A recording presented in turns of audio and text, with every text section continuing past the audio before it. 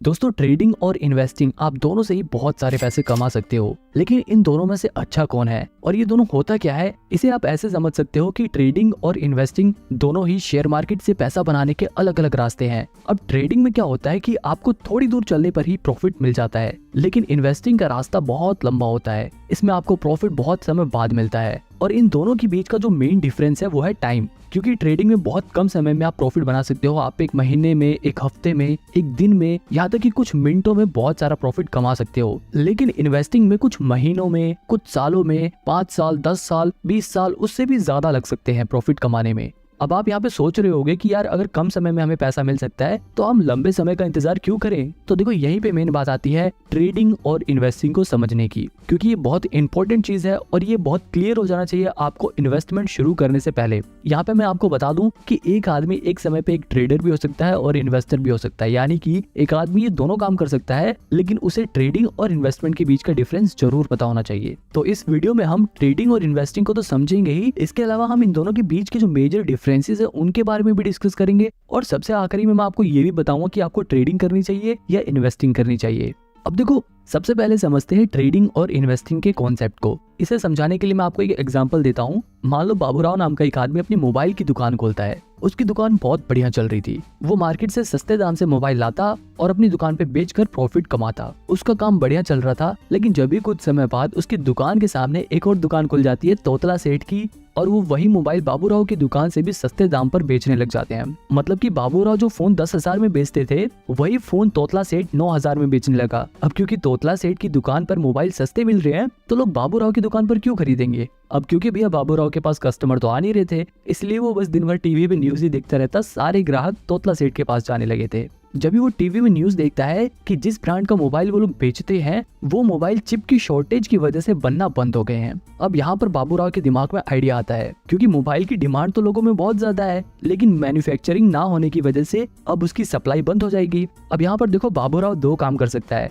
पहला ऑप्शन ये है कि वो रोज सवेरे उठते ही सबसे पहले तोतला सेठ की दुकान पर जाकर उसके सारे फोन 9,000 में खरीद ले और उन्हें अपनी दुकान पर वापस 10,000 में बेचकर प्रॉफिट कमाए। दूसरा तरीका ये है कि वो रोज सवेरे तोतला सेठ की दुकान पर जाकर उसके सारे मोबाइल खरीद ले और उन्हें अपने वेयर हाउस में स्टोर करके रखे, उन्हें बेचे नहीं। इसी तरह वो कुछ महीने अपने पास उन फोन्स को स्टोर करके रखे और जैसे ही उस फोन का प्राइस मार्केट में बढ़ जाए और उसकी डिमांड मार्केट में बढ़ जाए, वो उन फोन को 10,000 की जगह 12,000 में बेचकर ज्यादा प्रॉफिट कमाए। अब यहाँ पर देखो, ट्रेडिंग और इन्वेस्टिंग को समझो। बाबूराव जब डेली फोन सस्ते में खरीद कर उन्हें बेच रहा था, तो वो ट्रेडिंग कर रहा था। लेकिन जब बाबूराव ने फोन को कुछ महीनों के लिए स्टोर करके रखा और जैसे उनका प्राइस बढ़ा, उसने जब बेचा तो उसने इन्वेस्टिंग करी, क्योंकि वो डेली चीजों को सेल नहीं कर रहा, बल्कि वो उन्हें कुछ महीनों बाद कर रहा है। बिल्कुल इसी तरह ट्रेडिंग और इन्वेस्टिंग वर्क करती है। बस शेयर मार्केट में फोन की जगह शेयर्स आ जाते हैं। मतलब हम शेयर मार्केट में डेली फोन्स की जगह शेयर्स को सस्ते में खरीद कर उन्हें महंगे में बेचकर प्रॉफिट बनाते हैं, तो वो ट्रेडिंग होती है। और अगर हम शेयर्स को सस्ते में खरीद कर कुछ महीने, कुछ साल, 10 साल, 5 साल बाद जब वो शेयर का प्राइस बढ़ जाता है तब बेचते हैं, तब वो इन्वेस्टिंग कहलाती है।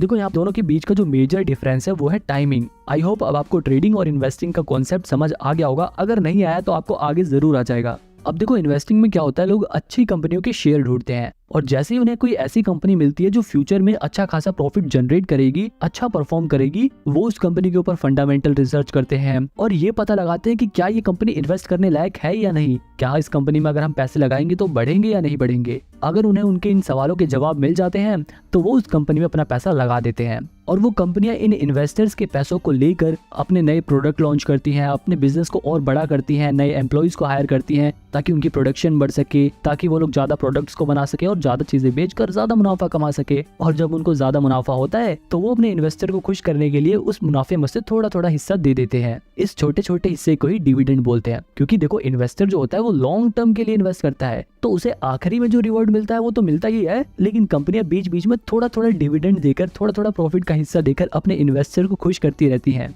मतलब एक इन्वेस्टर को लॉन्ग टर्म में तो बहुत ज्यादा प्रॉफिट होता ही है, लेकिन उसको बीच बीच में थोड़ा थोड़ा डिविडेंड भी मिलता रहता है, जो उसके लिए एक अर्निंग का काम करती है। और मैं आपको बता दूं कि ऐसे बहुत सारे इन्वेस्टर हैं जिनकी सिर्फ डिविडेंड की कमाई लाखों करोड़ों में होती है।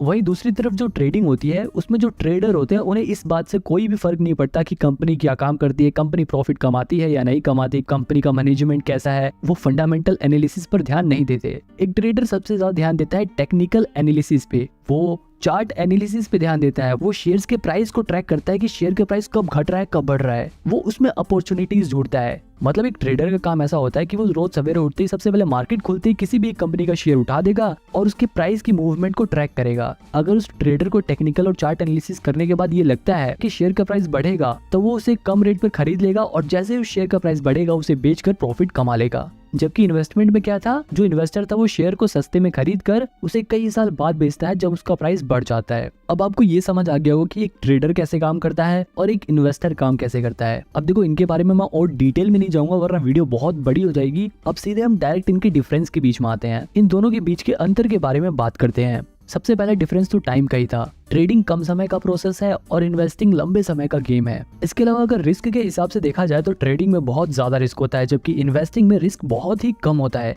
अब ऐसा नहीं है कि इन्वेस्टिंग में बिल्कुल भी रिस्क होता नहीं है, हो सकता है कि शॉर्ट टर्म में शेयर का प्राइस गिर जाए, लेकिन अगर कंपनी अच्छी चुनी है आप लोगों ने तो लॉन्ग टर्म में उस कंपनी का शेयर प्राइस जरूर बढ़ेगा और इस वजह से इन्वेस्टिंग में रिस्क बहुत कम हो जाता है। वही ट्रेडिंग रिस्की इसलिए होता है क्योंकि ये एक तरह का गैम्बल है। मान लो दो दोस्त हैं, वो आपस में हेड टेल वाला गेम खेलने का डिसाइड करते हैं और बोलते हैं कि अगर हेड आया तो तू जीत गया और टेल्स आया तो मैं जीत गया। तो ये देखो ये एक तरह का गैम्बल है और शेयर मार्केट में भी बिल्कुल ऐसा ही होता है। बस वहाँ पे दो जनों की जगह बहुत सारे लोग आ जाते हैं और वो लोग हेड टेल की बजाय शेयर के प्राइस घटने या बढ़ने के ऊपर बैट लगाते हैं। मतलब बहुत सारे लोग होते हैं जिसमें से कुछ लोग ये अंदाजा लगाते हैं कि शेयर का प्राइस गिरेगा और कुछ लोग अपने पैसे लगाकर कहते हैं कि शेयर का प्राइस बढ़ेगा। और ये लोग अपने पैसे कहाँ लगाते हैं, ये लोग अपने पैसे लगाते हैं ब्रोकर के पास, यानी कि ग्रो जीरोधा जैसे ब्रोकर के पास अपने पैसे लगाते हैं। अब देखो अगर शेयर का प्राइस बढ़ गया तो ये वाले लोग जीत जाएंगे, अगर ये लोग जीत जाएंगे तो जो लोग हार गए हैं उनका पैसा जीते हुए लोगों के पास चला जाएगा और उस जीते हुए पैसे में से थोड़ा सा कमीशन ये ब्रोकर्स रख लेते हैं।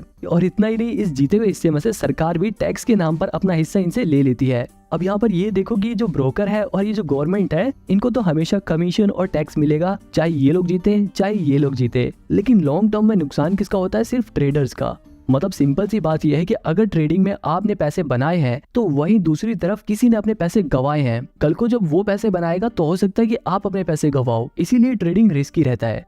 अब वापस अपने डिफरेंस की ओर चलते हैं। अब देखो एक और चीज है इन्फॉर्मेशन। ज्यादातर लोग ट्रेडिंग करते हुए प्राइस घटेगा या बढ़ेगा इस बात का पता लगाने के लिए टेक्निकल एनालिसिस करते हैं। वहीं अगर बात करें इन्वेस्टिंग की तो यहाँ पर इन्वेस्टर इस बात का पता लगाने के लिए कि कंपनी का शेयर प्राइस फ्यूचर में बढ़ेगा या नहीं बढ़ेगा, कंपनी फ्यूचर में ग्रो करेगी या नहीं करेगी, इसके लिए इस्तेमाल करते हैं फंडामेंटल एनालिसिस का। अब अगर आपको ये फंडामेंटल एनालिसिस सीखना है आप मेरी ये वाली वीडियो देख सकते हो, इसमें मैंने डिटेल में फंडामेंटल एनालिसिस को समझाया है। अब देखो एक और चीज है स्ट्रेस। जो ट्रेडिंग वाला बंदा होता है वो हमेशा स्ट्रेस में रहता है। अगर उसको प्रॉफिट हो गया तब तो वो पूरे दिन खुश रहेगा, लेकिन अगर उसको लॉस हो गया तो उसके दिमाग में पूरे दिन वही बात घूमती रहती है। ट्रेडिंग करते वक्त हर पल उसे बहुत टेंशन रहती है। अगर शेयर प्राइस गिर गया तो उसकी सांसें फूलने लगती हैं और जैसे शेयर प्राइस बढ़ने लग गया तो वो एकदम खुश होने लगता है। तो कहने का मतलब ये है कि ट्रेडिंग में बहुत ज्यादा स्ट्रेस रहता है जबकि इन्वेस्टिंग में स्ट्रेस बिल्कुल नहीं रहता, क्योंकि ये एक लॉन्ग टर्म प्रोसेस है। हो सकता है कुछ समय के लिए आपके शेयर प्राइस गिर जाए, लेकिन अगर आपने कंपनी अच्छी चुनी है तो फिर महीने बाद, एक साल बाद, कुछ साल बाद शेयर प्राइस जरूर बढ़ेगा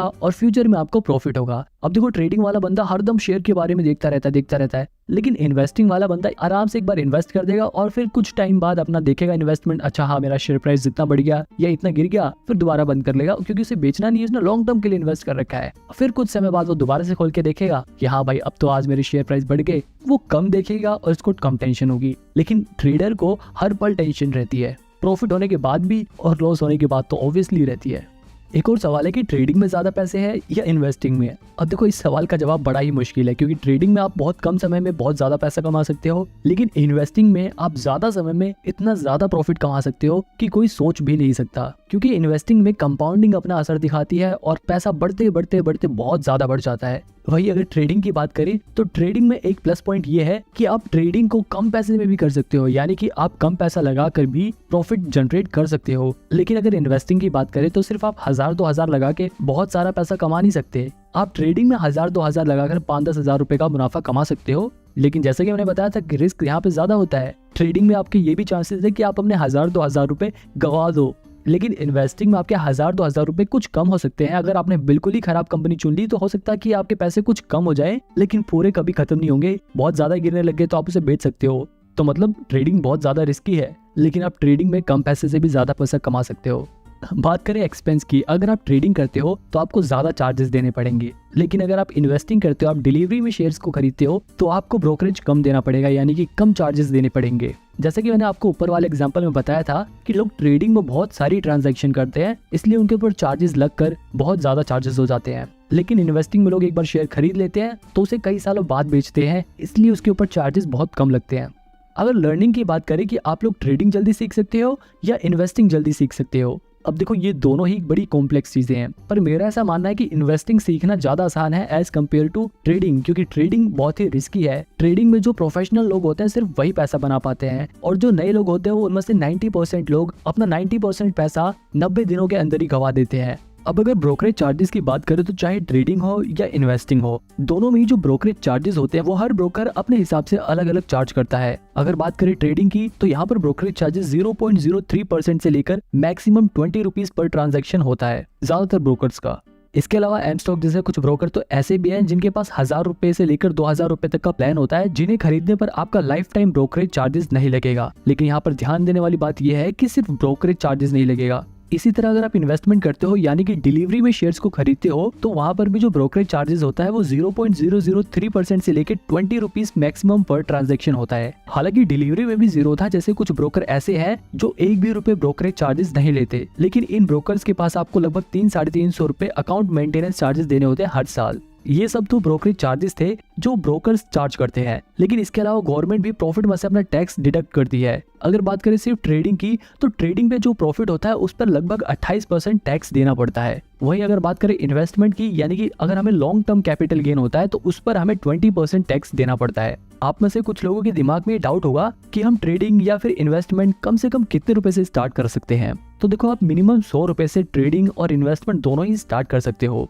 ट्रेडिंग में आप अपना पैसा फ्यूचर एंड ऑप्शंस में लगा सकते हो, इंट्राडे ट्रेडिंग में लगा सकते हो। इन्वेस्टिंग में आप डायरेक्ट कंपनी के शेयर्स में अपना पैसा लगा सकते हो या फिर म्यूचुअल फंड के जरिए इन्वेस्ट कर सकते हो। अब देखो, यहाँ पर एक और चीज तो ध्यान देने वाली है, अगर आप ट्रेडिंग करना चाहते हो, अगर आप फ्यूचर एंड ऑप्शंस में इन्वेस्ट करना चाहते हो, तो इसके लिए आपके पास इनकम स्टेटमेंट होना जरूरी है। जबकि ट्रेडिंग में आपको इनकम स्टेटमेंट की कोई जरूरत नहीं होती, बस आप अपना डीमेट अकाउंट खुलवाओ और इन्वेस्ट करना स्टार्ट कर दो। ट्रेडिंग और इन्वेस्टिंग की बात यहीं पर खत्म करते हैं और मेन सवाल का जवाब जानते हैं कि आखिर आपको क्या करना चाहिए, आपको ट्रेडिंग करनी चाहिए या इन्वेस्टिंग करना चाहिए। अब देखो, आपको मैं यहाँ पे बिल्कुल साफ साफ बता दूं, अगर आप अभी बिल्कुल नए नए शेयर मार्केट के बारे में सीख रहे हो तब तो बिल्कुल भी ट्रेडिंग की तरफ मत जाना। कभी आप ऐसा सोचो कि आप 1000-2000 रुपए लगा कर उसे 5-10 हजार रुपए बना लोगे और फिर 5-10 हजार को 1 लाख करोगे और फिर 1 लाख को 1 करोड़, ऐसे करके आप बहुत सारे पैसे कमा लोगे। ऐसा नहीं होता। अगर आप बिल्कुल नए नए शेयर मार्केट में आए हो, पहली बारी बेशक आप कुछ पैसे बना लो, लेकिन उसके बाद आप अपने पैसे जरूर गवाओगे और वहीं पर आप डीमोटिवेट हो जाओगे। तो इसलिए पहले शेयर मार्केट्स के बेसिक्स को सीखो। इन्वेस्टिंग के जरिए आप डिलीवरी में शेयर्स को खरीदो, उनकी मूवमेंट को ट्रैक करो। आपको धीरे धीरे जब एक्सपीरियंस होने लगेगा, आपको धीरे धीरे जब ये पता लगने लग जाएगा कि शेयर मार्केट कैसे वर्क करता है, तब आप धीरे धीरे अपना ट्रेडिंग में कदम रख सकते हो। लेकिन एकदम से ही ट्रेडिंग मत करने लग जाना। यहाँ पर आप ये ध्यान रखना कि जब आप ट्रेडिंग सीख रहे हो तो उस समय ज्यादा पैसे नहीं लगाने आपको ट्रेडिंग में, आपको कम पैसे से शुरुआत करनी है और जैसे जैसे आपका एक्सपीरियंस बढ़े वैसे वैसे आप अपने पैसे बढ़ा सकते हो। यहाँ पर एक और बात ध्यान देने वाली है कि शुरुआत में जब आप ट्रेडिंग सीख रहे हो तो ऐसा ब्रोकर चुनना जिसका यूजर इंटरफेस आसान हो और वहां पर अकाउंट मेंटेनेंस चार्जेस या फिर प्लेटफॉर्म चार्जेस ना लगे, और जिनके ऐप का यूजर इंटरफेस इतना बढ़िया हो कि आप जब भी ट्रेडिंग या इन्वेस्टिंग करो तो आपकी साइट क्रैश ना हो जाए और आपके पैसे ना अटक जाए।